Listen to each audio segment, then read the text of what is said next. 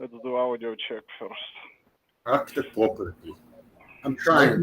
Let me share on Slack the link.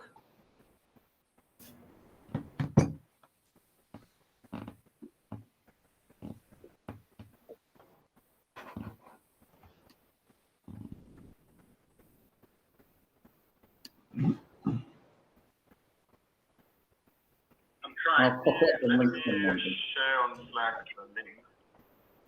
Okay, I think audio is working. So let's switch screens.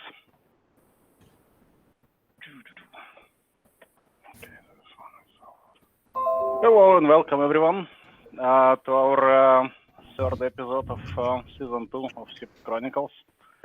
Today I think we have very interesting people with us. We have Bogdan, Iancu, and Shlomi and also Alex Goulis, who are going to talk with us about OpenSIPS, all things going on in OpenSIPS, including the latest release and also fundraising campaign for the security audit and summit, of course, which is coming in September. Hey guys, how you doing? Good. Hi everyone. Great. Hi there. Hey David. Hey Giovanni. Good to see you. All right. Well, let's get started then. Bogdan, do you want to tell us a little bit about the new release and what's? Yeah, sure. First, Max, thanks for putting this together and having us invited. It's nice actually to see all of you here because we are just talking a couple of minutes ago about the fact there are no more.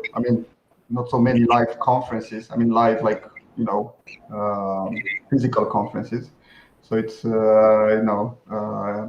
you don't see people so often. You just see them, through online, and that's a bit of a pity. We are really missing the socializing part of the events. Well, let's hope. Right now the plan is that the next summit for the summit for the next year. The 2022 should be a physical one again in Amsterdam, and cross fingers for that. So let's hope that will that will happen. And in this year in September will be the last online summit. So for this year we are still online. Next year, okay, hope to see you in person. As many as possible. Now, with the 3.2, well, I'm not even sure where to start from. I think it was a good matching at the end. It wasn't planned, believe me, that the fact that we had the release yesterday, the release in terms of getting the 3.2 out as a stable release. We had it for like 2 months. Almost like 2 months in beta, so a lot of testing, fixing, getting as stable as possible, and hopefully we all did a great job because this testing part, we have to admit, it's I would say maybe 70% it's a community level job. We rely a lot on the testing done by the people, on the reports coming from the community. We assume the job of doing the fixes to a certain point. Of course, we do also some tests on our side, but definitely you cannot cover everything. It's too big to cover everything in a reasonable amount of time. So the 3.2 release. As all the OpenSIPS releases, we try to focus on certain aspects when we get out a new release. if the 3.1, so the previous release was about crafting calls, trying to do as much as possible in the, let's say, class 5 area. With the 3.2, we went more into cloud clustering distributed system area. So basically trying to get support for integrating as good as possible into various available clouds, typical, doing different, interacting with different kind of services offered by clouds. And also enhancing the OpenSIPS clustering support, plus a lot of enabling clustering for a lot of modules. And then, of course, we came with a lot of features into the distributed area, basically being able to distribute services across multiple locations. So shortly, that's what the OpenSIPS 3.2 was trying to cover. I'm saying trying because it's a really, really huge area. You cannot actually cover everything. We just picked different kind of things, and as every year we had we tried to drive the release based on the community needs, wishes, whatever you want to call them. First, by doing trying to collect through a form as many wishes from the community as possible. So what people would like to see or need to see in the upcoming releases. And secondly, once we come up with a kind of a plan to go again back to the community, do kind of a poll to see, okay, which are like kind of a scores to see, okay, which are the most important things to do. So yeah, at the end, we try to do the best out of the area we agreed on. If I could just interrupt for a moment, I love that democratic approach because it means every release is a crowd pleaser, isn't it? Because you've done what the community wanted. There are other projects, of course, where there are kind of vested interests of various parties that make it higher up on the priority list. But I really like the way you do things there, and you take the input from your community. That's excellent. Thank you, David. Actually, it helps us also a lot because we outsource a bit, all this decision making about what kind of things should be done. And at the end of the day, as we say, the engine powering the whole project, it's actually the users or the users' wishes in terms of, okay, what they want to use OpenSIPS for. So we try to meet somewhere in the middle between, okay, what they need to and what we deliver in terms of the project. So in that case, everybody will be happy. We don't want to end up with, doing some work project that, finds no use anywhere. So we ask first and then we do it.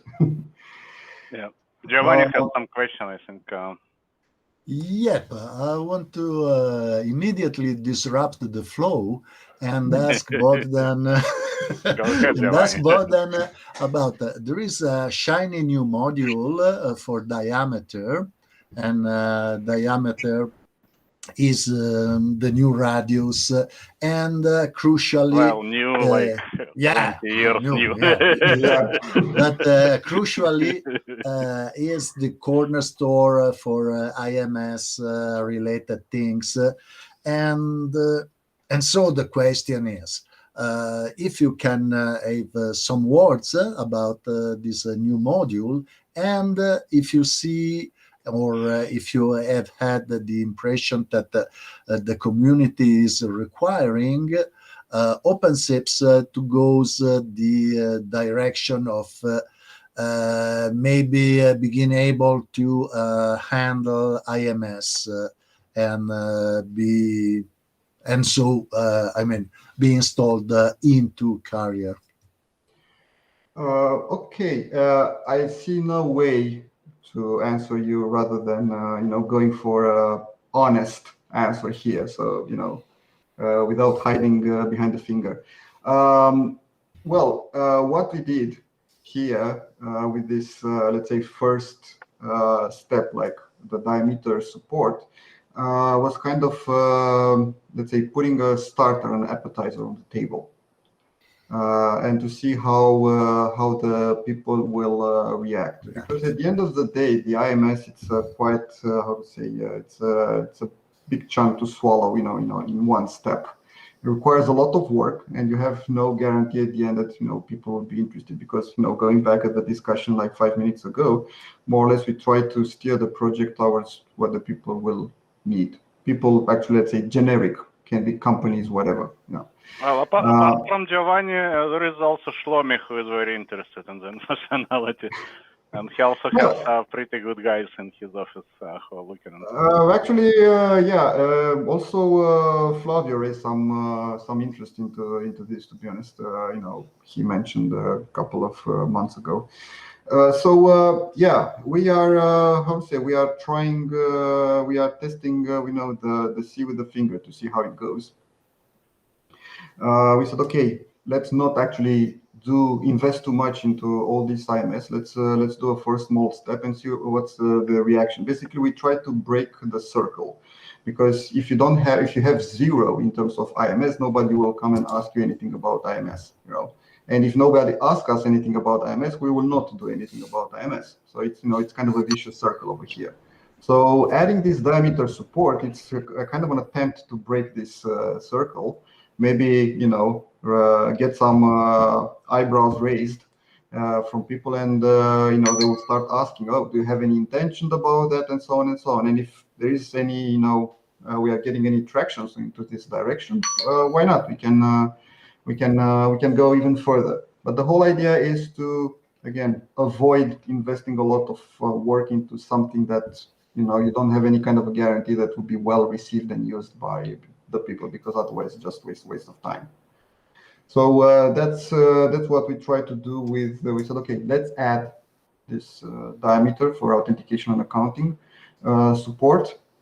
Let's see the reactions, and if everything goes well, it's well received, then we can invest even more in the next releases in this direction. So, Giovanni, not sure if you're happy with the answer or not. Definitely happy, and because it can be very interesting for all us integrator to scale up and do some glue instead of Huawei and all these kind of machines that now are totally barred.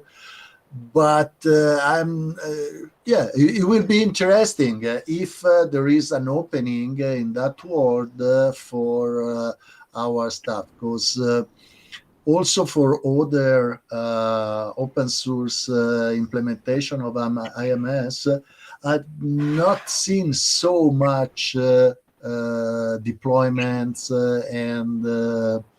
and requests, but it will definitely be interesting. Well, that's I would say that's hard to judge, because think about who will do such IMS-oriented deployment, and think about how I wouldn't say shy, but how silent they are about these guys when doing their stuff. So definitely they will not post anywhere like, hey guys, you know what, we are using this project and open source stuff for our IMS. So definitely they will never do that.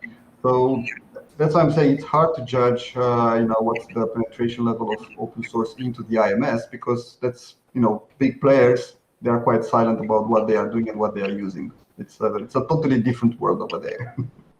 But especially with the 5G and the movement that there is around the GSM market, you can see much more microcells and much more solutions for internal, for enterprise or large properties, and a lot of local cell network implementation that are being managed by private and small infrastructure. So I think that like by the time we will see much more demand for IMS that coming also not just from the operators and the biggest operator, but also from the small virtual client and the large enterprise that have their own sector, so their own facilities. So I guess that by time and time we will see more and more movement to those kind of solutions that does not can allow ourselves $500,000 Huawei or Dialogic or any other of the big players out there. Well, that's something that makes me happier then. If let's say there are more and more potential users for this IMS stuff. I think this is something, Bogdan, that we work very hard on in the community, is trying to make you happy. So if that's one of the things, great news. Thank you. Yeah, it's again one of these vicious circles. Everybody's trying to make everybody happy.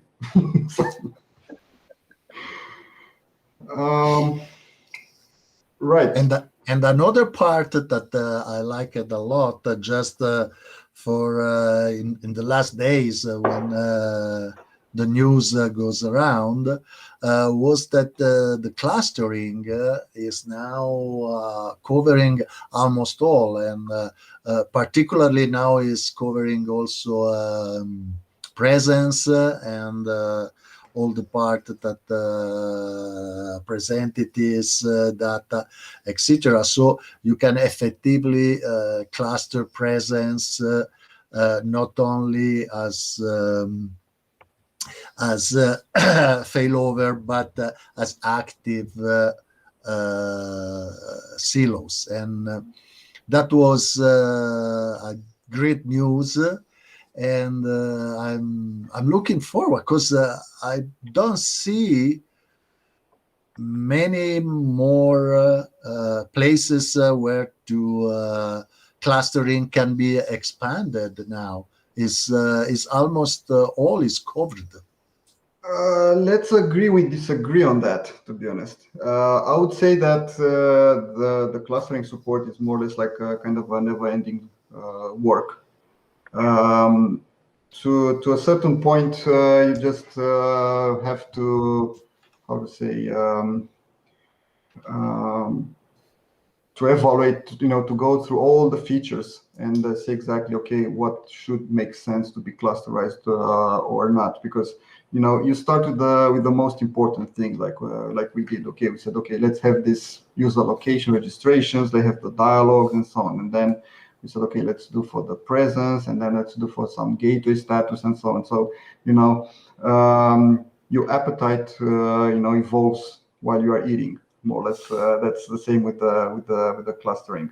So even now, so in 3.2 we addressed the clustering on two levels. First, it's actually the clustering engine.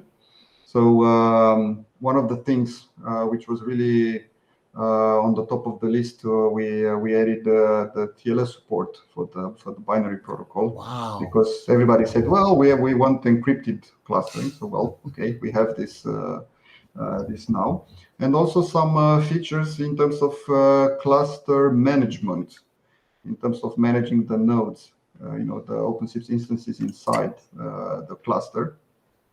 Actually, the OpenSIPS bootcamps, the training we do, they are quite good opportunities to discover, people learning and abusing in all the possible ways, the software.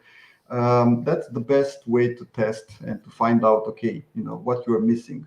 Well, we discover a lot of things about the clustering, like, okay, to a certain point, normally you say, I don't need that, but you will end up, we say, yeah, I want actually to kick out a node, to force kicking a node out of the cluster.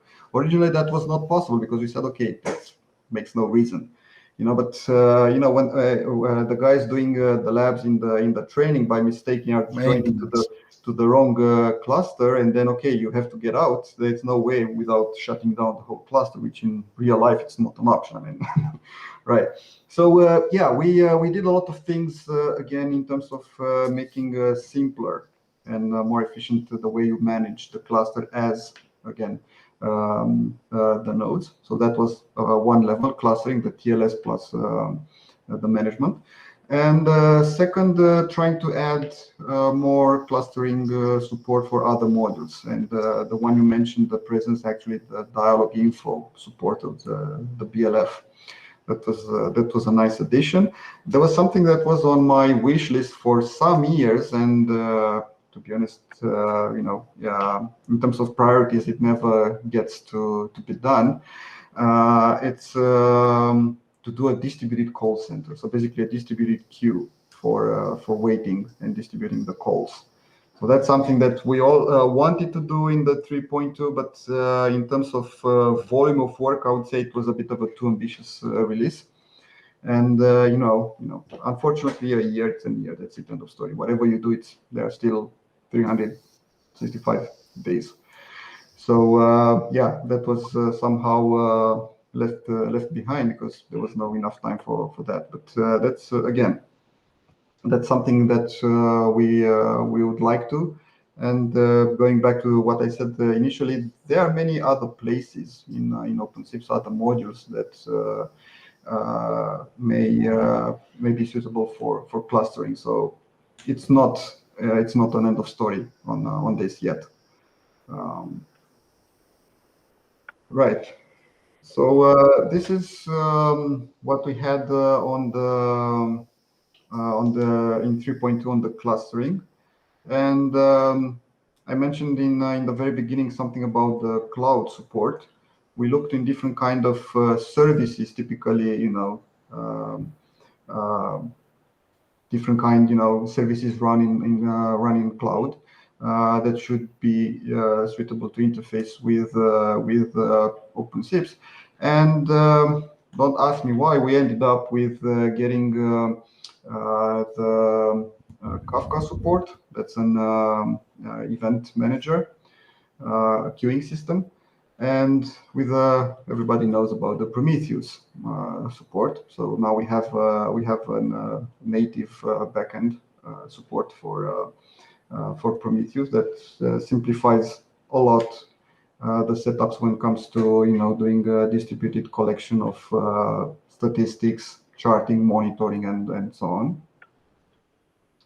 And even if it doesn't have direct relation with the cloud, we put it in the same bucket, the RTP re-anchoring, because basically we said that's something that basically you need when you run into kind of cloud.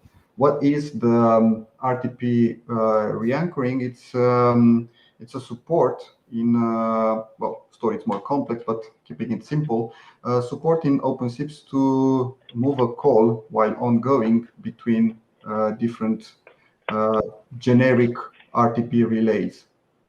So we wanted something that will work with RTP proxy, with RTP engine, and yeah, more or less that's it.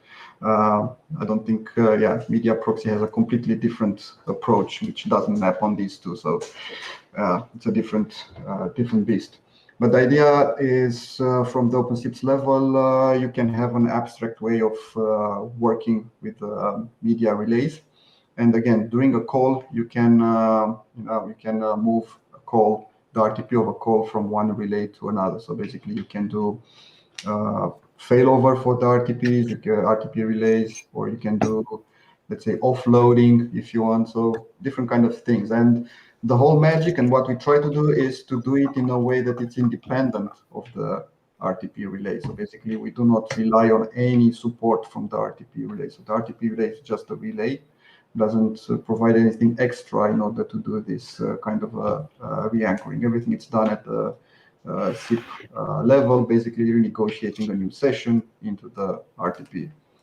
And that's something very useful if we consider all the how dynamic are the cloud environments in terms of machines now, especially with all these Dockers, Kubernetes, and everything. Like you have now one machine over here, now it's over there, and now it is, now it's not.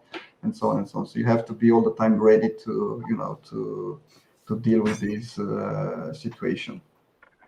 Bogdan, I have a quick question on that. And that re-anchoring functionality, is that purely in the event of something catastrophic happening, like something going wrong, or could you actually move it about based on the quality of the quality of the signal, if you like, latency and such? That's up to you, to be honest, because OpenSIPS offers you the mechanism, let's say, for a call to involve a different RTP relay. When you want to do that, it's up to you. So you can do it if, let's say, that RTP relay is, let's say, dead, or you want to do an offload, take it offline, or maybe it's too loaded, or as you said, offloading maybe because of the quality issues. So there are multiple reasons, but at the end of the day, that's something that you can script into OpenSIPS. The OpenSIPS does provide you the mechanisms to say, okay, I just want to move the call to a different relay, whatever the reasons is behind this. Good stuff. I think Giovanni had a question as well, actually. Yeah, it's more like reasoning loud, but with the RTP re-anchoring, but maybe already with 3.1 and the capability of managing media, maybe it's possible to do some server-side solution to the problem of a client that is changing network during the call. So actually, you are in a call, you change the network, you immediately re-register, and at that point, probably the server can send you again the call that you were in with writing some logic. I would say that's a bit of a gray area, because if the device re-register, the end device re-registers on a network changed event, it should also re-invite the call, because, okay, if you want to update your registration, why not updating your ongoing calls? Makes no sense to update only one. So I would say that such a re-registration should be followed by also, let's say, doing a re-invite on the call to update also on the SIP level the contact. Because if in your example, the signaling coordinates, the IP and port also changes. They also change.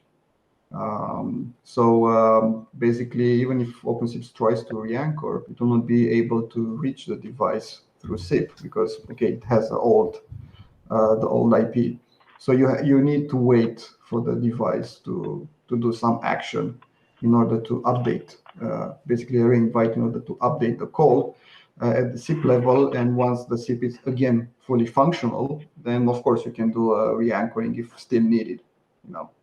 But that's again, that's a bit of a gray area. And it's more on the device side. So whenever the device changes network, it should, refresh completely ongoing calls and registrations. So yeah, that's a problem at the moment, because, for example, all the SIP WebRTC libraries do not support that. But I think that we can extend it and or script it in a way that do that. Yeah, that's something, I don't remember his name, but I think I was coming from somebody from Flavio's team that's working, I think, in 3.3, so didn't make it in 3.2. It's a quite new one. They wanted to have some event in OpenSIPS to notify you whenever a TCP connection goes down, and especially for the WebRTC devices. You just close the browser. In this release, there is that event, I believe. Maybe or I'm at wrong. least I don't know. at least I read it about it a couple days ago. I'm Okay. not sure if So it's in yeah, the it's something release or recent. not. Again, I don't remember exactly if it made it into 3.2 or not. But the whole idea was, yeah, to deal with this kind of web Disconnection. clients. Yeah. You close the window, the tab or whatever, so the connection goes down, and you just want to kill everything in terms of registration, call, and everything. So the idea is to take the event from the network layer, the TCP connection went down, and then to be able to go and kill the call, kill the registration and everything, because you know that there is no way to reach that device back. I mean, device, it's not device, app, right? So yeah. Good. Okay. Yeah. Well, something I would say quite important for the 3.2 in the way that there was a lot of work solving a lot of problems, but it's actually so invisible for the users, for the OpenSIPS users, which is the whole TLS rework. Because I don't know, maybe like in the last 3-4 years, each year we had new waves of problems because of the changes in the OpenSSL library. More or less, they steer away from any kind of support for, let's say, multi-process environments, and whatever they do, it's pure multi-threading environments, which of course does not work at all with what we have in OpenSIPS. It's not matching anymore. So they dropped a lot, they changed a lot, and that resulted in a lot of crashes, issues. We had to do a lot of, tricks just to keep it working. The OpenSSL library, like overriding library symbols just to avoid library doing I don't know what kind of crazy things, which are not multi-process compatible, and so on and so on. So yeah, we last year we said, okay, let's pull the plug for the OpenSSL library and find some other, SSL library. So after digging around, evaluating, and so on, we ended up with Wolf SSL library. That's a quite small library for embedded systems, so it's quite compact. It's not like a huge burn as the OpenSSL. They do still support everything that we need for the multi-process. And Vlad Petrashko in our team, he took the burn actually of migrating everything that we have in OpenSIPS in terms of moving away from OpenSSL to the Wolf SSL, and that means the SIP layer, the support that we have for the MySQL engine, and so on and so on. So it's quite a huge work to rewrite and test everything and to make it work with this new library. And hopefully there will be no more issues in terms of, hey, why it's crashing when using TLS? Well, I don't know. Ask the guys from OpenSSL. So yeah, from the user experience, basically it's a kind of a knob. Instead of loading one module, they will load a different one as name, and that's it. So it's it's a kind of a change that you will simply overlook. But in terms of work effort, I think that was like maybe 25% of this release, and I'm saying that without exaggerating.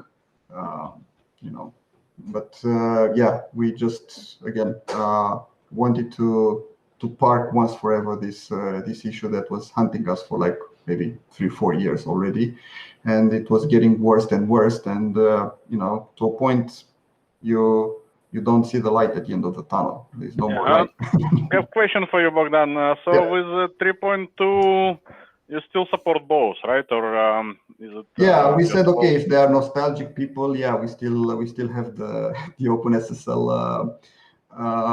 support, especially that okay, one of the decision factor was the fact that the Wolf SSL maybe it's not so common on different kind of platforms, so you don't find it as a package. So we said, okay, if you end up in a situation where you don't have wolfSSL support, then you just go for the OpenSSL. Even so, we compile. So we do compile within OpenSIPS the whole wolfSSL library. So yeah. But you are right. We still support the OpenSSL. So I see. But in general, is it going to last, or are you going to drop it at some point and move to wolfSSL? Well, we did that also because we wanted to to avoid the situation when we we moved to something new, and we didn't want that this something new maybe it's even worse than what we had before. So we need a backup plan. So we said, okay, let's see, just to be sure that we have no unpleasant surprises. You never know with the new library. So if the time will prove that the wolfSSL it's a good choice and everything works perfectly, I probably at some point I don't see any reason to maintain the OpenSSL support, especially that again officially they move away from offering support on the library in multi-process. So basically there is no more chemistry between. Yeah. Well, there is also aspect of apart from the TLS, also aspect of OpenSSL having just a lot of various cryptographic primitives. In particular, I use some of that in my RFC 8760 work to do like those hashes SHA-512 and 256, I believe, or something like that. Mm-hmm. That's. Sorry, carry on, Bogdan. I was saying that's also one of the reasons for keeping for a while both, just to be sure that okay, first the new option it's solid rock, and secondly it can offer the full support in terms of what we need as SSL functionalities. I was just going to make the point that this is a sign of a very mature project. When you're into doing the things that make things better via the internals that don't necessarily give people new functionality, that you've got a project that's mature and loved. But it sounds like it was a very big investment for you, Bogdan, to make that transition. It is, because as I said, the work on the TLS was probably like 25% of the overall release, and most of the people probably will just overlook it, will just take it for granted. But we said it's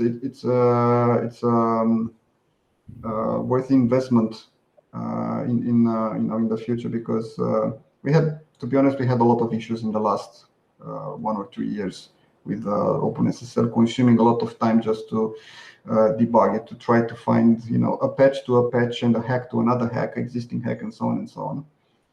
A dream within a dream and so on. So yeah, we said, okay, at the end of the day, even for us as developers, it's not worthy anymore. Just do the change and that's it. Now, if people want to contribute to the good of the OpenSIPS project, how can they do that? Well, contributing, it's a very broad term here, because there are many ways to contribute. I deliberately used the broad term there. Yeah, I was suspecting kind of a trap here, to be honest.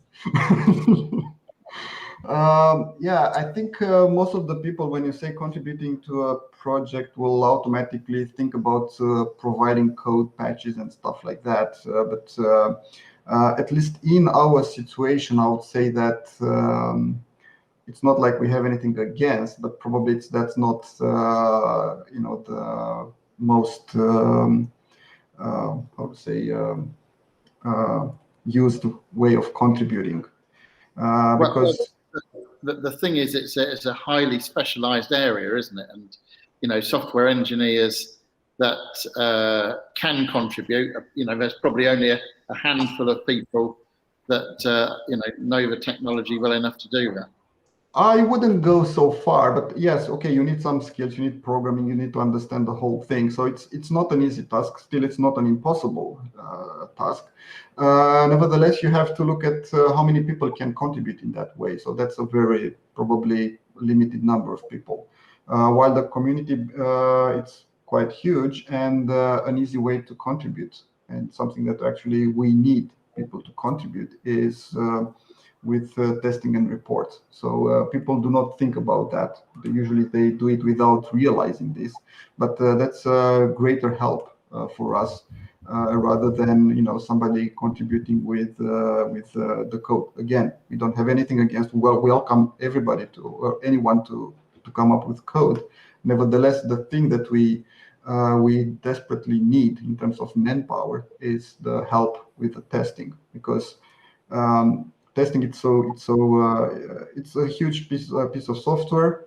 There are so many, like almost I would say an infinite number of scenarios. You cannot test everything. So in that case, you have to do distributed testing. So that's what you do with the help of the community. So that's the kind of help that actually it's the most useful to us.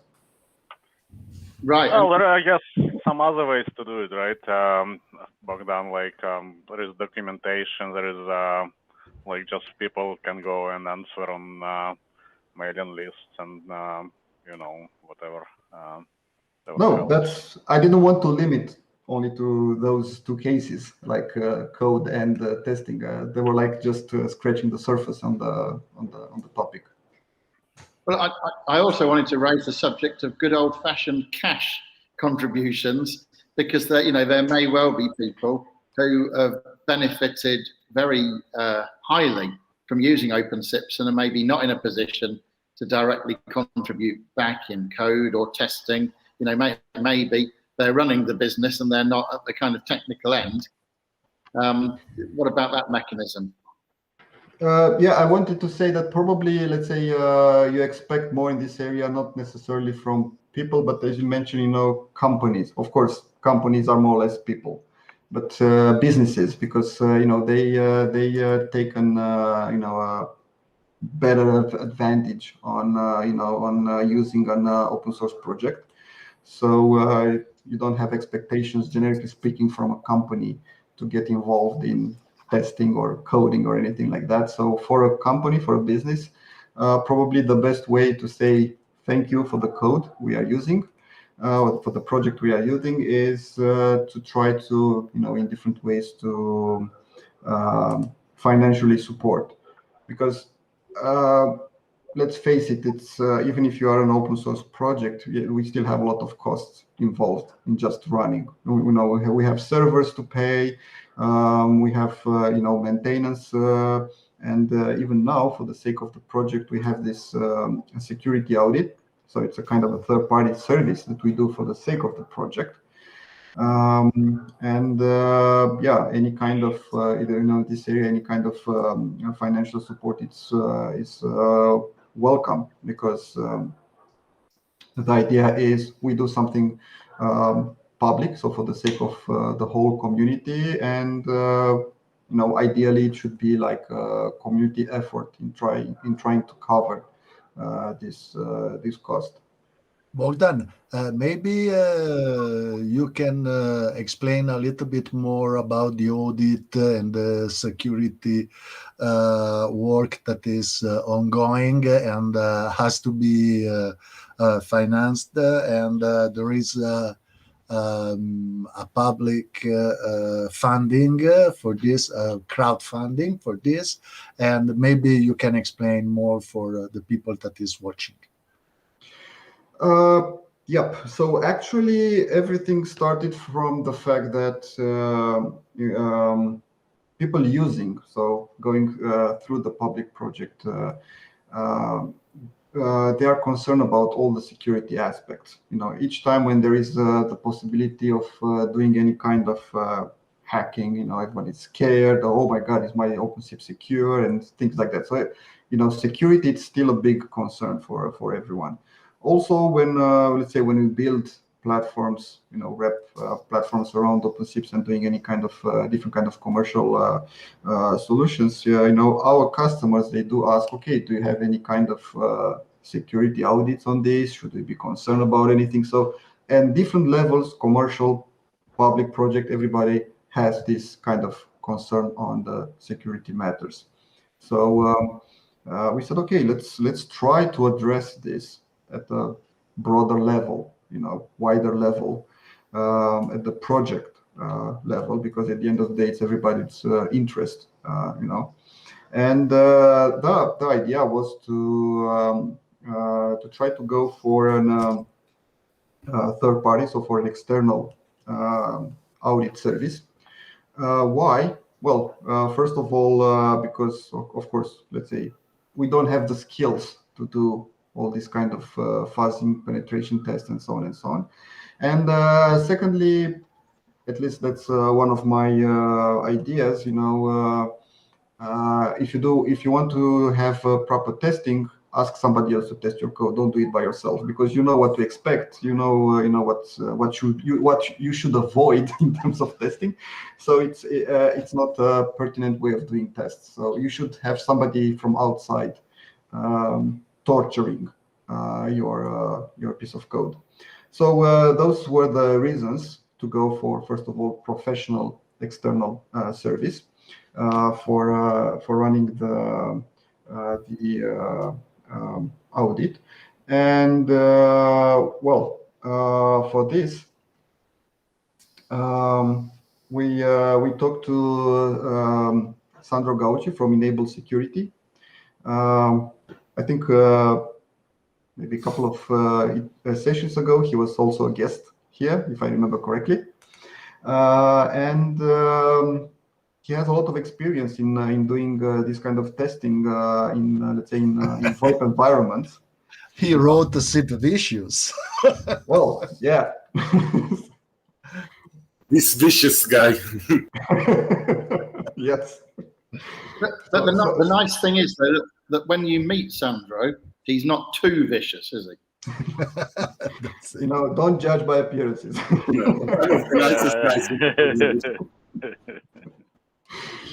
Yeah.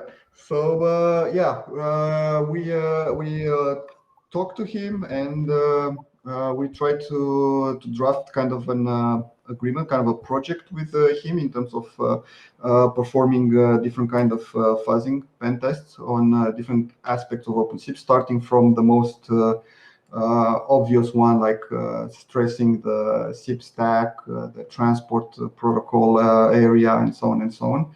And moving on with let's say the dialogue level,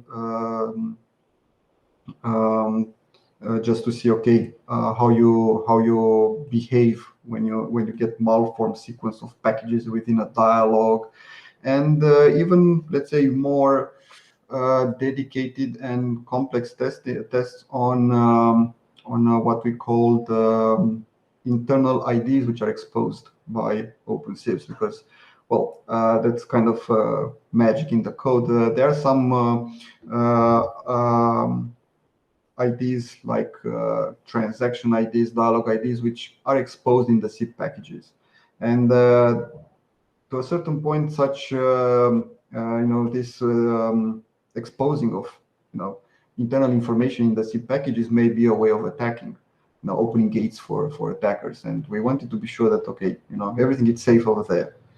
So there are a lot of areas which are targeted by these tests, and we agreed with Sandro on what exactly should be tested. The results. So we said, okay, we should not be ashamed of it. So the results will be public, and of course the fixes hopefully will be also. I mean, hopefully it's on the fixes part. Hopefully we will manage to fix them, but the fixes will go also into the public project. And because before it's going to be public, please, for the sake of all of us. Yeah. So we said, okay, if everything is public, like the results, the fixes, well, let's go public with the funding then. because at the end of the day, the enabled security will do a job for us, quite a big one. There is some commercial agreement into that, and we said, let's find a way, in a public way, to cover this cost. So that was the idea behind starting this fundraising, to allow whoever is interested into this security testing mission to contribute. As David said, okay, maybe there is no other way for a company to contribute rather than throwing some $100 into this fundraising and saying, I know that with the next release I'll have a smooth sleep without concerns about getting attacked or hacked or anything like this with my OpenSIPS deployment. So basically, it's everything comes back to the community, to the people supporting this endeavor. I have a couple of quick questions, Bogdan. The first one, of course, is where can people make that contribution? Is there a URL, a website you can point people to? Well, definitely yes. Max, it's okay if I do a share screen here? Yeah, absolutely. I actually posted some links, but yeah, please do. Yeah, just I think will be. Let me be careful in terms of what I do share here. Okay, so we have this page about the security audit. It's quite straightforward to get to it. It's from the main page. We just have a link over here. So and we try to be we describe the goal and everything so people will understand exactly what they are putting the money for. So the whole process of doing the testing and so on and so on. And also the whole process of raising the funds. It's let's say it's an open one. So we also have an up-to-date status of who and how much contributed to this. And so far I think we are somewhere in the middle of this. So hopefully. We will get the whole amount raised, because to be honest, Sandro is quite excited in doing this. It's something new also for him. Usually he's doing such jobs, let's say for companies when it comes to commercial products or whatever. So not for public projects. So that's something new, and we are looking forward to see this job done. Also for us in terms of project, just to be sure that we are not leaking anywhere. So we are proof in terms of security, but. We try to be as flexible as possible in terms of donating. So we do standard PayPal. If anyone is interested in doing wire transfer, we can raise invoices, and also. If I can just jump in, that's exactly the point I was going to make. Just on a domestic front, is that if businesses are contributing, obviously they want some kind of receipt or invoice to pop in the books. So of course it's very different from the individual, but that's great that you're able to do that. Yeah, we said let's try to cover as many channels as possible, because as you said, yes, for the companies, they have their own financial flows, quite rigid ones, so you have to adapt. And also we have this the GoFundMe platform, so where we have the public funding, where people can donate. As you see, we have different kind of a wide range of donations.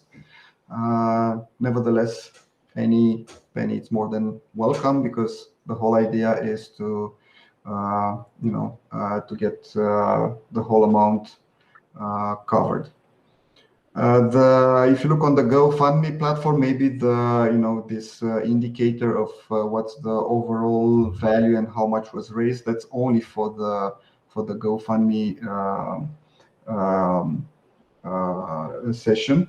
The whole amount coming also through PayPal or through bank transfers is actually centralized over here in this page. So we try to aggregate all the 3 channels of let's say of income for this. But I have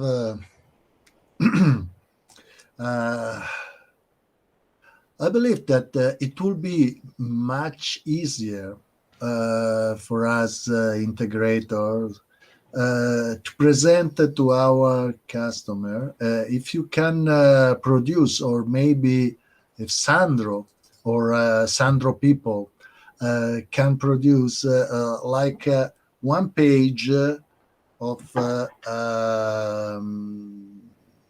let's say you are buying this, and this has to be something that is not frightening. I mean, not something that they do security audit now. So it was not secure. So you integrator brought me something that is not secure. I mean, you understand my point. Something that you can bring to the person that is in charge to sign the check, and he will sign without being scared or without explanation. Giovanni, for a minute there, I thought you were suggesting, on GoFundMe, they have sort of levels of incentive. So if people are recording a record, maybe they'll send you a signed copy. I was thinking maybe Bogdan could name bugs after people or something like that.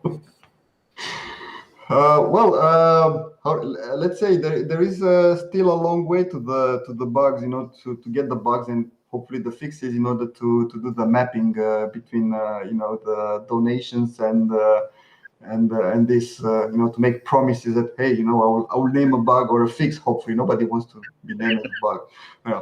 Maybe the fix, with a certain contributor to this. But as idea, it's fun.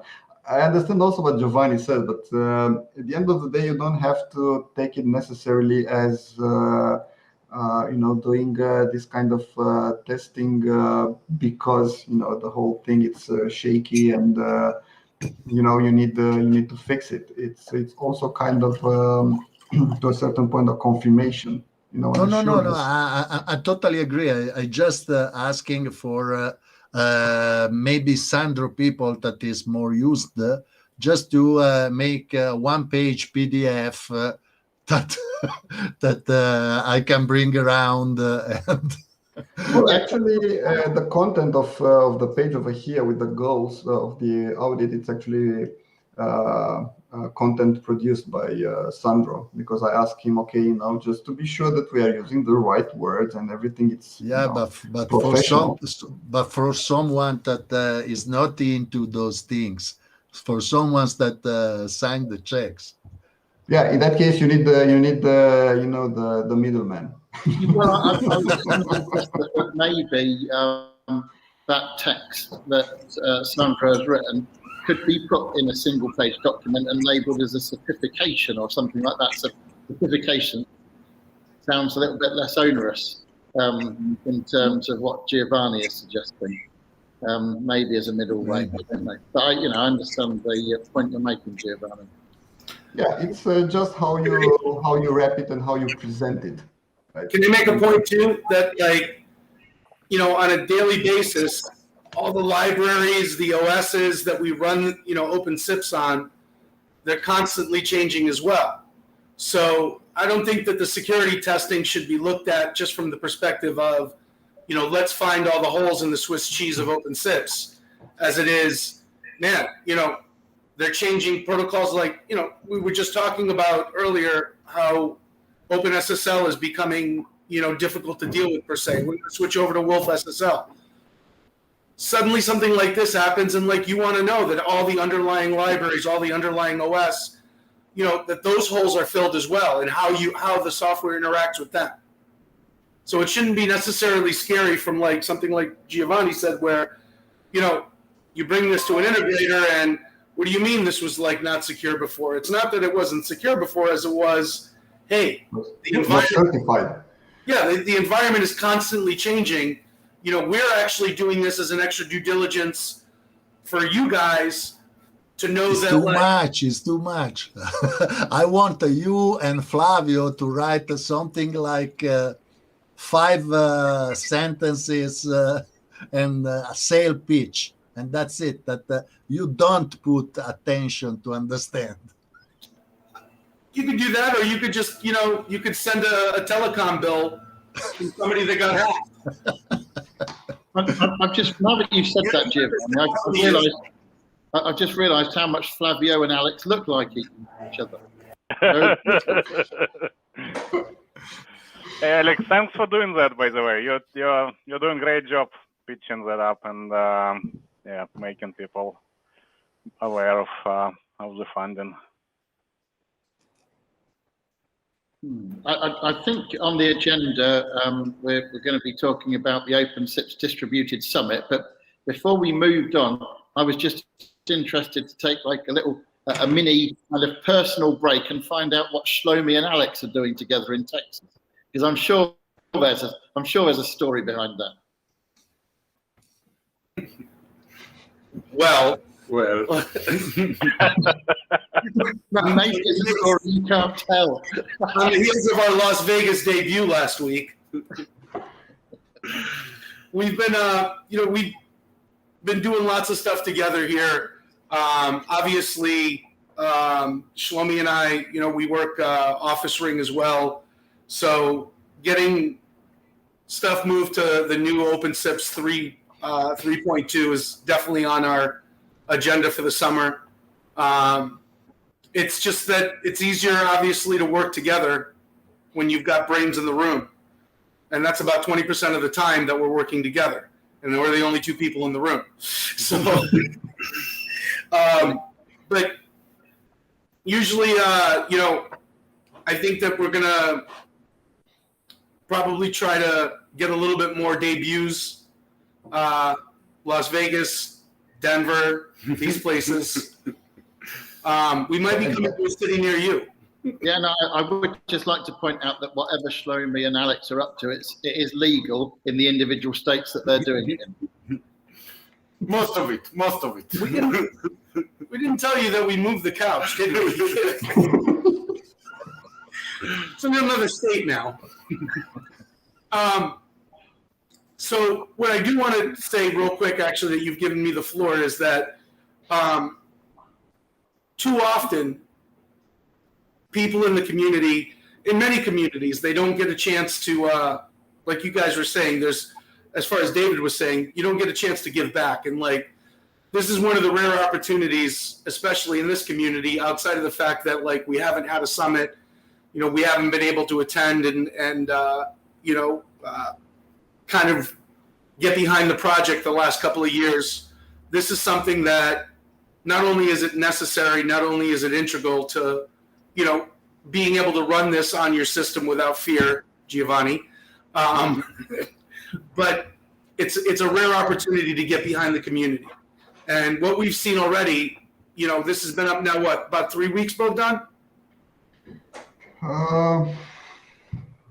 or 4, something like this. Yeah, it's barely a month old, and we've already funded half of it, which shows that we've got a tremendous backing from the community. What we want to see is that, everyone else that's out there that hasn't had a chance to maybe see what we're doing and what the reason for this is, to take the time to look at the page that Bogdan had displayed. If you do have any questions, obviously the mailing list, the community forum on Slack, if you're kind of hesitant as to what your money's going to per se, feel free to reach out to us. Feel free to ask the questions. And if it's something that we might have missed as far as what you wanted to see us doing inside of the security testing, it's not, we haven't done it yet. We haven't purchased it yet. there's room to, to grow the list of things that we need there as well. So if you feel something's important that hasn't been mentioned, by all means, get it to the front of the community, get it to, to the people that are actually going to spend the money and get this product back. Yep, that's the whole idea with this audit again, to if I may say so, satisfy a need at the community level. Sounds strange, but yeah, that's it.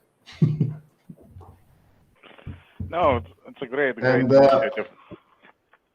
Alex, about because that's what the question from David started with, about what you are doing in Houston.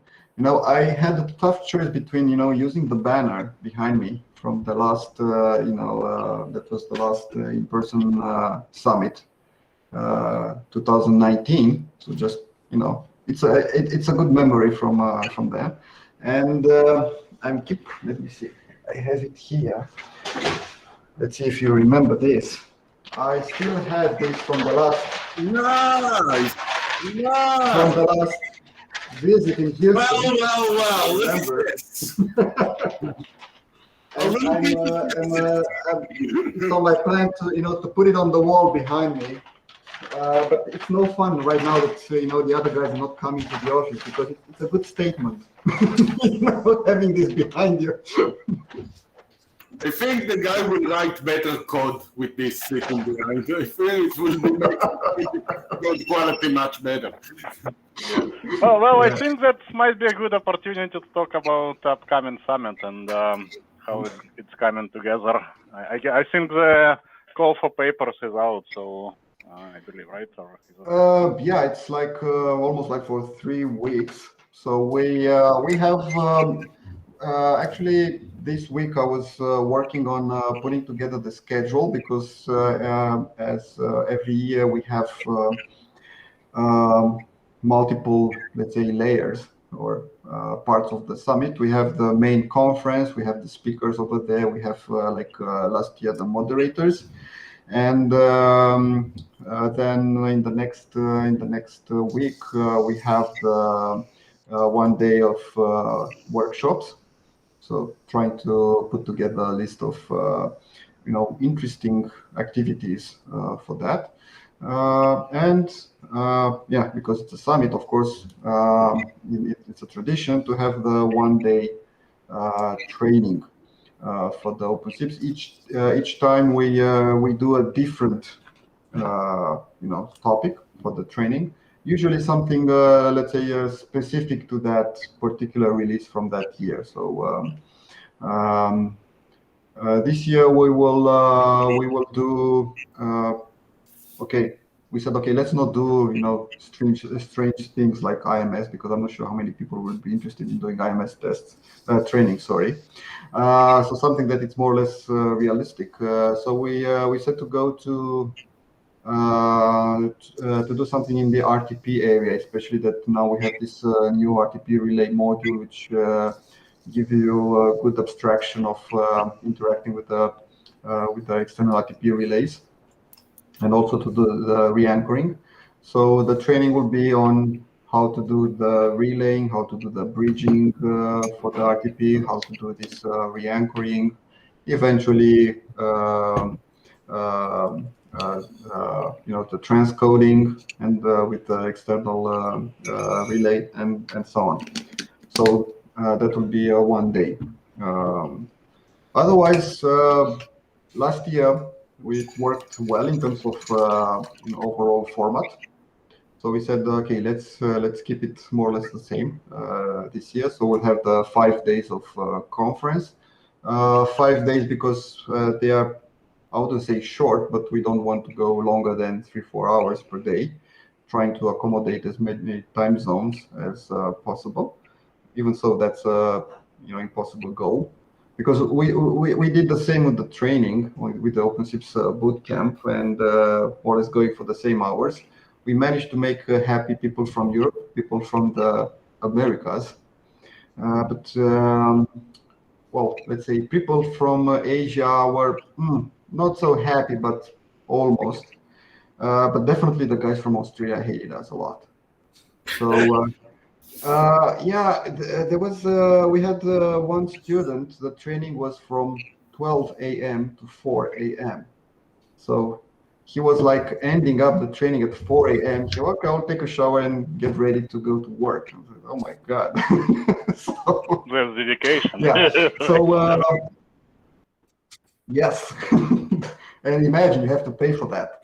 So it's like almost something kinky. Yeah, we try to keep the summit at daily at around 3-4 hours per day, just to be sure that okay we don't end up overlapping too much with the rest of the daily schedule of of the people. Yeah, 5 days we have the presentations over these 5 days. After that, in the next week, in the first 2 days, Monday, Tuesday, we have the workshops and the training. And again, I don't want to take credits for this. It was Maxim's original idea. The layout for the presentations. So we do have a core of moderators, around 6-7 people. Let's say stressing the speaker. So basically asking questions and touching subjects around the presented one and so on and so on. And then we have let's say the broader audience following. So instead of having I would say a more formal format, like one speaker and on the other side and the rest of the people on the other side, we just want to have this more dynamic session where the speaker, it's all the time challenged, supported, whatever by the moderator. So to have a more dynamic presentation. No, as a speaker, I can totally see, like when you're talking to some people who understand the topic, it's much easier than talking to just computer screen, because you see people reacting and asking questions as you go, and makes it more, even for the presenter, more interesting and more useful, I believe. And I think we can exclusively announce, Bogdan, that I'm the latest addition to your list of moderators, ever since you dangled a T-shirt in front of me a few minutes ago. Exactly. Thank you, David, for that. Yes, we did. Everything is still a work in progress. The plan is to have next week, announcing the list with the moderator speakers, the workshops, and everything. Yeah, thank you for being there, and I'm pretty sure you'll make a better life for the speakers. In terms of questions. I hope I can contribute in a positive way. No, that's for the delight of the audience, because again, we need to challenge and to get the best out of the knowledge of the speaker. So it's in the positive way, not necessarily. It's much easier to be an evil moderator than. Yeah. No, challenges are resulting in new concepts, new ideas. So that's the whole idea here. Good stuff. Yeah. It's a fundamental difference, isn't it? The way we've gone from in-person conferences where you're trying to maximize the use of people's time when they're all in one place together, to online conferences where you're trying not to inconvenience people's day too much because they still got to kind of carry on. It's a totally different world, isn't it? Yeah, that's a really good note here about that. Yeah. Again, I hope that this will be the last year doing the online event, and once this is checked for this year, we will start the discussion and see arrangements for the next year. And even if will not be of the same size, like usual, like in the former years, an in-person summit.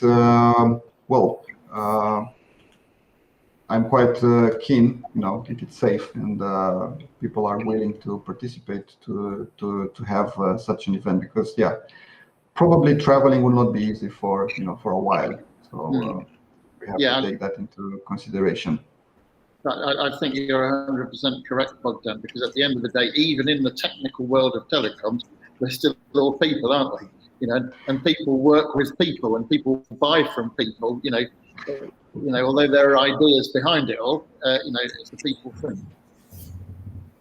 I personally miss the hugs.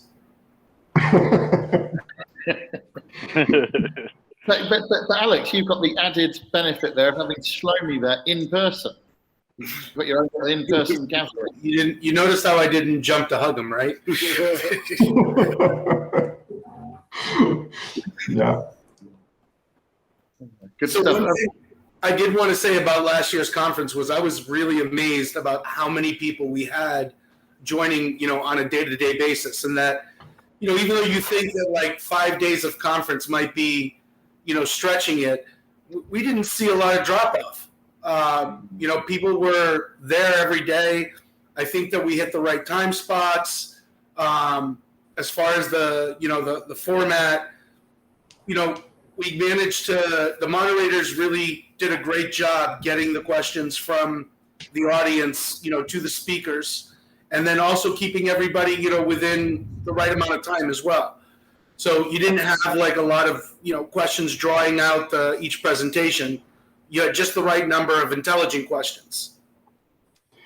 That's true, and we had a quite long afterwards discussion about the in-person versus online conferences, because we have to say that each has some positive aspects. So it's not like one is better than the other.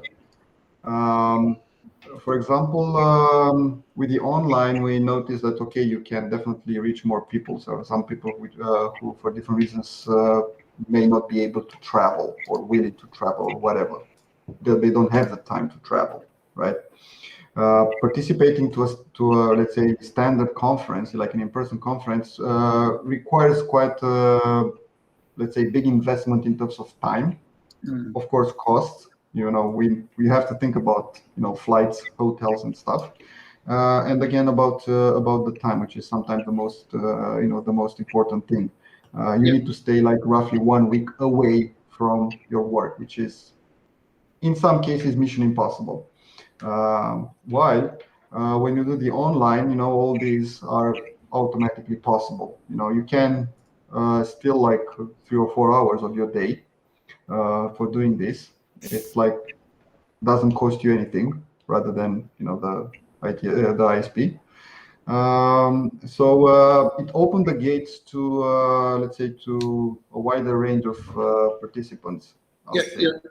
You're quite right, Bogdan. And of course, when you mention participants, we're not just talking about the audience, we're talking about speakers. You can attract speakers that you wouldn't have been able to attract previously. So although, I'm massively in favor of in-person gatherings, I also see the advantages of the online stuff, not only for the audience, but for the potential quality of the speakers as well.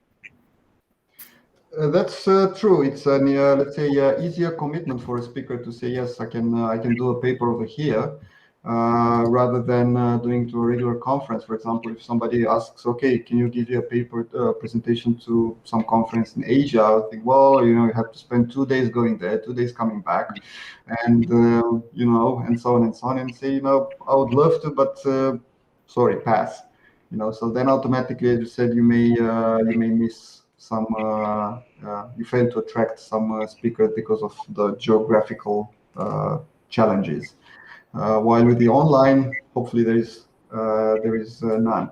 Nevertheless, with the online, you have the disadvantage of obviously diluting a lot the interaction between people.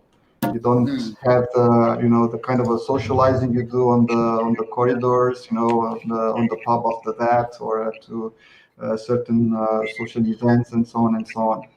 And such socializing actually creates a quite strong, how to say, backbone for the communities.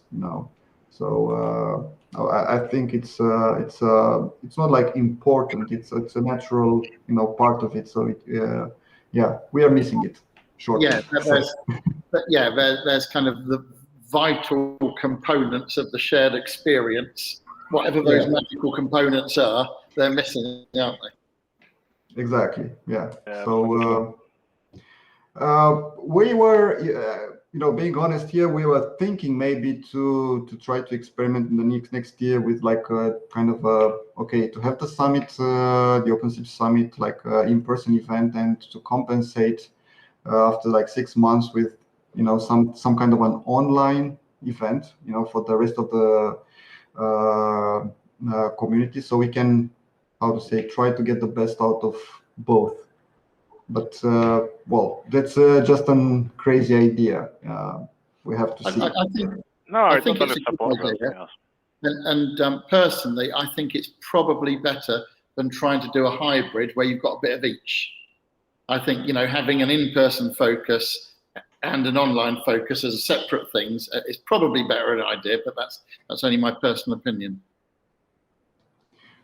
Again, we are at the stage of brainstorming and trying to see, what will work out or not. Maybe we'll experiment a bit just to see, because sometimes you don't have the answer. You just have to do it and see how it goes. Because we never said, okay, we do an online event for the summit until we had to do it, and at the end of the day, it's not so bad. So just a little bit different. Yeah, exactly. It's a different flavor of it, but it's good because again, you can address parts of the community, or as you said, speakers and so on, who are not available or reachable before. So it's a new challenge, and the most important, if the people are happy, we are also happy with this. Very much so. This actually neatly leads on to me talking a little bit about IT Expo and Open Source World, but I don't want to do that, Bogdan, unless there's anything else you want to, or anybody else here in the room, anything else you want to say about OpenSIPS Summit before we carry on? Well, I think we covered more or less everything in terms of format. And the only thing, it's stay tuned. Next week we will basically announce the content in terms of workshop speakers and so on for the summit. So then we will see the value of the event. Yeah, I personally looking to see Alex driving the whole thing. He needs to take a 1 week vacation before, just to to recharge and find videos and to get in the mood. He's looking pretty well, though, isn't he? He's looking pretty well. Thank you. David, remember, but we had a discussion about the appearances before. Shots fired. Yeah, I think we ought to move on now, and we'll just do a quick review of IT Expo and Open Source World, which was about a month ago now in Miami Beach Convention Center in Florida, the first live event for quite a long time. And the approach we took there for Open Source World, which is really a 3-day conference track that's kind of co-located with that. And if you've been there, you realize that they're kind of running blockchain event and an Open Source World event and a service provider event. There's a number of different conference tracks going on. And the point I was making earlier when we were speaking about how when it's online, you can get speakers that you wouldn't normally get, really came home to me, because it's a North American event. And usually when I run it, most speakers are from North America, but we do get some come from Europe and from Asia and from Latin America, especially, of course, with it being down there in the south part of Florida.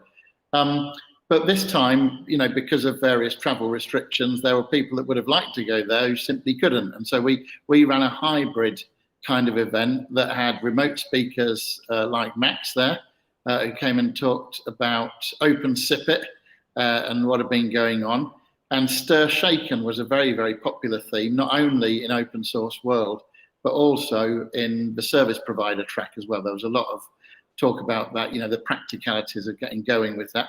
But we were also blessed to have talks from across the ocean from a pair of Lorenzos, Lorenzo Miniero talking about Janus and Lorenzo Mangani talking about Homer. So that was great. But I think one of the things that came home to me about the in-person event is if I could call it the by the way moment, when you happen to be talking about something and it's almost a throwaway, like, oh, by the way, did you do this? Or have you seen this? And it leads off to something totally different. And it could be a very profitable conversation. And that's exactly what you don't get in online events. Because, when you're tapping things out, you'd never go by the way, would you? You're having a purposeful sort of conversation. And so, when everybody is there together, I think that's part of the magic that you see. I would have liked to do some live OpenSIPS stuff, but that didn't really materialize in the end, although the next Open Source World is scheduled for the 8th to the 11th of February next year. That's going to be in Fort Lauderdale as an in-person event, so maybe we can do something along those lines. Strangely, I don't know whether it's strangely, but perhaps the most well-attended session, both online and in person, was actually Alan Percy, who's with Telco Bridges, talking about marketing your open source solution. Because I think, as geeks, we quite often come up with something technically amazing, but then we can't necessarily get it out in front of the people that, that need to buy it, whose lives it's going to improve. And so there was some good content there. All of the people that came in remotely, we recorded the Zoom sessions. Alan was one of them, and Max is another. And I've not finished the work yet, but Alan's is already made available. And so if you go and find Alan Percy on Twitter, I'm sure you can find a link to his presentation. But we had Asterisk represented and Free PBX represented as well. We had, in fact, we had a little bit of a round table with the Free PBX team. Quick question for you, David. Is there any chance you're going to put those presentations online at some point? Because I did not get a chance. Yes, let me handle that question head on, Max. Because the focus was as an in-person event, that's where sort of TMC majored.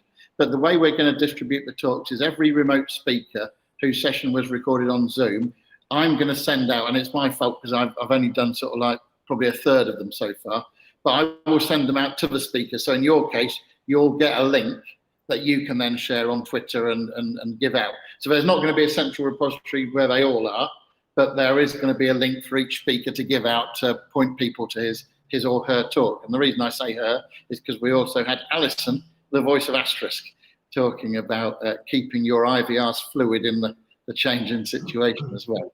Anyway, that's by way of a little review of what happened there. It was very, very good to get back to an in-person event.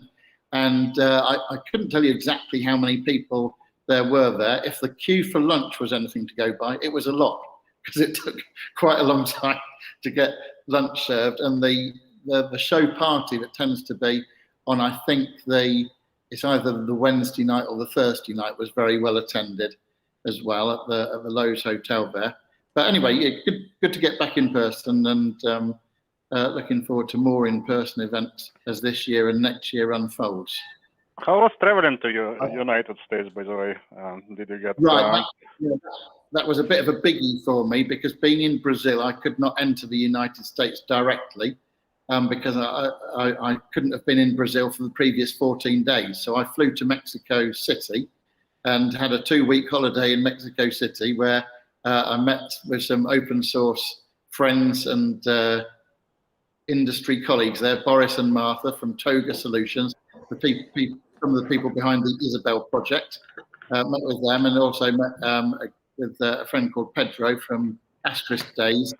And so, yes, I was then able to fly from Mexico City direct to DFW. And I met some friends in Texas, and then had a few days driving down around the Gulf Coast to Florida. So that, it all worked nicely, but it was like a month trip. So, by the time you've added that 2 weeks on. So not for the faint heart. I know that about in-person conferences, the ClueCon this year will be also like this kind of a mixture in terms of at least speakers. I'm not sure exactly how it will, probably for the participants also. We submitted like 2 papers over there, and to a certain point, let's say flirting with the idea, okay, should we do it online or actually somebody will fly over there. It's like it will be like the 3rd year away from Chicago. It's hard to stay. Yeah, Chicago is a great city to visit, isn't it? With all the architecture and the river. Yeah. So, but it might be in a quite too short period of time, to make travel arrangements to September, especially that. Okay, things looks like we get another wave. So let's see how it goes. Yeah, I think if anybody's in a great position to try the hybrid event, it is the ClueCon team. Having SignalWire as a platform, I think that's probably got the most dimensions for involving an online audience and letting them see the real audience and all of the kind of interactivity that would be needed. So it all remains to be seen, but I think they've got a good chance of pulling off an excellent event. You mentioned about on the IT Expo that the discussions about the stir and shaken thing. They were quite let's say hot topic, and this raises some memories, because actually the last conference that I attended in person was the SIPNOC in December 2019. So just before the whole world went crazy. In Washington, and the stir and shaken was on the table to discuss like how it should be adopted by all the operators and so on and so on. And that was a good occasion to get a souvenir. I'm not sure if you have seen this. It's quite custom. It's an Alice calls Bob mug. You see, it's nice. Alice from Atlanta. You have the SIP messages and calling Bob on the other side. That's quite that's a souvenir from the conference. Before you carry on, Bogdan, I'm itching to know if Alice is from Atlanta. Where is Bob from? Biloxi. Says something. Biloxi, Mississippi. Oh, Biloxi, Mississippi. Oh. Yeah, and Alice, she's from Atlanta, Georgia.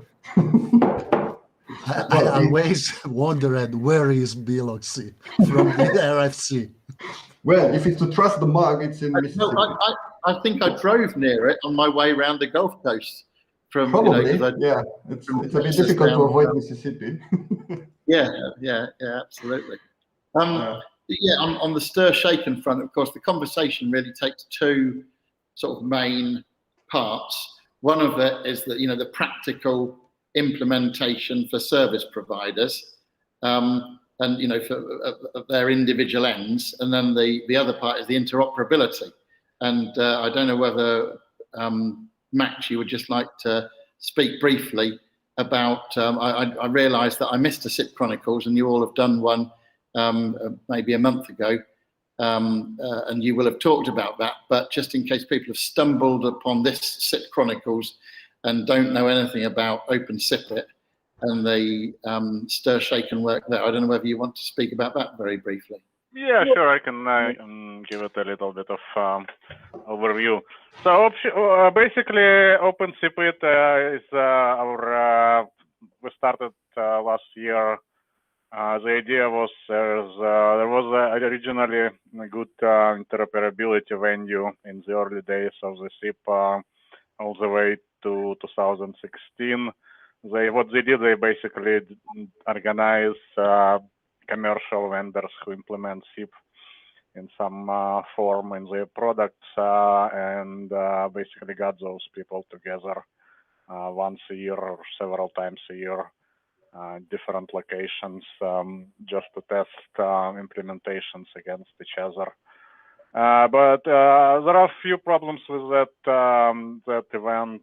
First, it was very oriented towards commercial vendors, so it was not very easy for open source folks like Bogdan or other projects to participate, especially smaller projects or like newer projects. And then another thing that is obviously was in-person event, so a lot of investments were needed to just go to those places, send people, send equipment. And the last problem is that they stopped doing it in 2016, just for whatever reason. And I basically observed this situation for a number of years and decided to do something about it, especially with the new extensions like stir shaken and some security improvements on SIP protocol. We felt like we need some kind of venue to get various open source projects together to test those new extensions and protocols against each other. So that's what we did. We basically did our pilot event last year, and thanks for Bogdan and the whole OpenSIPS team to helping us out to organize it as part of OpenSIPS Summit last year after the main track. And then we followed up in April with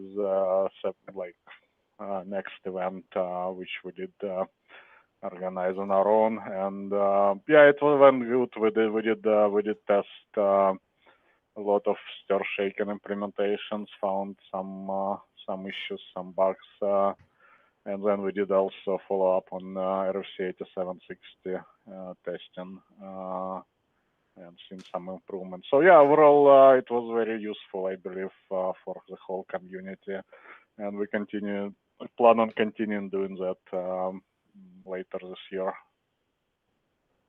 Good stuff. Actually, you've just reminded me that during IT Expo, we also had participation from Andreas Granig from across the ocean, and I think he was in Austria, I think at the time. And he did a presentation, of course, that involved talking about OpenSIPit and talking about stir shaken. In fact, it was to do with testing stir shaken with SIPfront, which of course, as you know, is based on SIP-P. And at the end, so he was presenting remotely, but there was an in-person audience in the room. And at the end, when we asked for questions, one of the guys popped his hand up and said, "I don't have a question, but I've been using SIPfront for a while, and I love it." So there was a nice testimonial for Andreas's product there. I also wanted to mention actually that we had participation from the Vital PBX team, and I don't know whether you've come across Vital PBX. That's a Latin American asterisk-based hosted IP PBX. It's not open source. They give it away free. It's not open source, but it's freely available, and their model is that they have sort of various modules and things that you can pay for, you know, like contact center. But they did a talk, a guy called Joseph Montez, on PJSIP and WebRTC together, which was very good. And the last thing you reminded me of when you were talking about OpenSIPit was Matt Fredrickson from the Asterisk project spoke, and of course made reference to the goodness of OpenSIPit as well, and said how useful their participation had been in the most recent one. So all credit to the OpenSIPit team for creating these opportunities for interoperability. Yeah, and thanks to you and everyone involved. I believe it was a great help. Yeah, I heard a lot of good feedback from Livio. He was from our side the most involved into the tests, doing authentication tests and also some stir and shaken scenarios. And yeah, not only that, quite... he actually led the whole stir shaken session, which was a very, very good help. actually, and I think that's what we'll continue. Because it's very difficult for one person like myself or whoever else to cover all topics.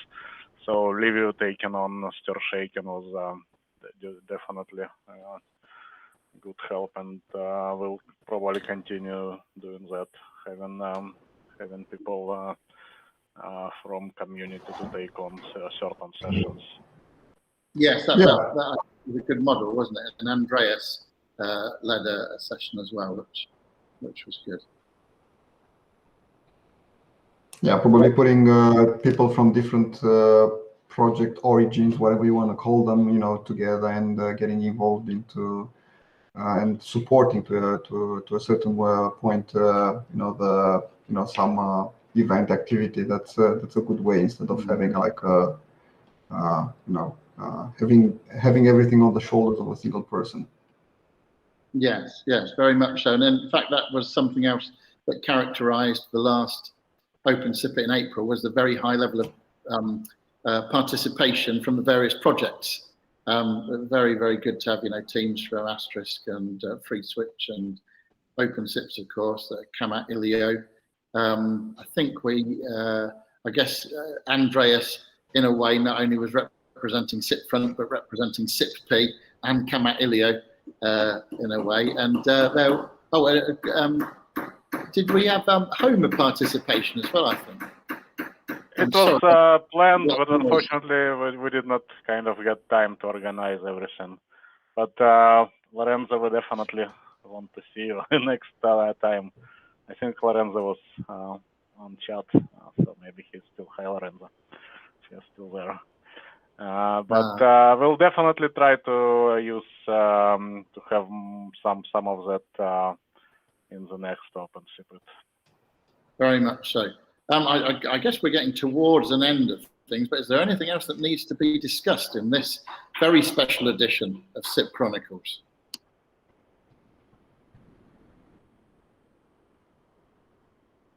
Probably what are the plans for the next event?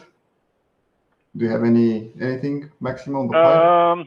On the OpenSIP front, I've been thinking about probably September, October time frame. Maybe end of August, but that's yet to be seen. But definitely probably something until the end of the year. Okay, just to have it on the radar. Yeah. We need to start planning, I guess, with other events. It will probably take a little bit of juggling on everybody's end, but that's what you do. Somebody has decided to start hammering in the room next door to the room that I'm in. So I'm going to hand over to Max to kind of close this down so that I don't bring too much noise in. David, probably that guy, read Murphy's Law, which says, do not force it, use a bigger hammer. So he doesn't want to force anything. All right. Well, I think it was a very interesting conversation, and thanks everyone who came to hang out with us. Definitely. I think we have to thank you for putting together all this, because sometimes that's the most important ingredient. It's just putting everybody together and give us a topic. Thank you so much for it, Max. Thank you so much. Yeah, but it's also a pleasure to talk to you guys always. I mean, as it's been mentioned many times, we don't have much chance to see each other this year. Probably we have to start maybe for the next year planning a kind of a discussion with a round table with some beers on the table or something like that. I mean, not like squares on the screen, but actually seeing people. So definitely, and yeah, anytime you want to come over and hang out with us, we're always happy. And that's to everyone, I believe. Yeah, let's hope that Mother Nature will give us a break. Yeah. And of course, thanks people who are watching this live or in recording. definitely enjoy having you, and it's kind of give us a little bit of encouragement to keep doing this in the future. No, we have to do this, not necessarily until, but at least to compensate, the lack of, in-person meetings. So definitely that's a good opportunity. And also the fact that, the SIP Chronicles are basically welcoming and covering a lot of topics, a lot of projects. So it's not like necessarily, let's say, boring all the time talking about the same topic, So it's quite interesting if you want to stay tuned to the news and what's what's going on in the outside in the wild. That's the place. So again, Max, thanks for doing us. Thanks for dragging us out from the caves, from wherever we are hidden. Great work. Yeah, welcome, guys. All right, I guess we can wrap up, and look forward to talking to all of you guys pretty soon on whatever occasion we'll get next. And thanks, and have good day or good night, whatever. Yeah, and see you at the summit. See you on the summit. Yeah, guys. See you on the summit. Okay. And donate to the OpenSIPS project. Okay. Shlomi, please stay in touch. Bye-bye. The same GUI Bye-bye. as these. Bye-bye. Alex.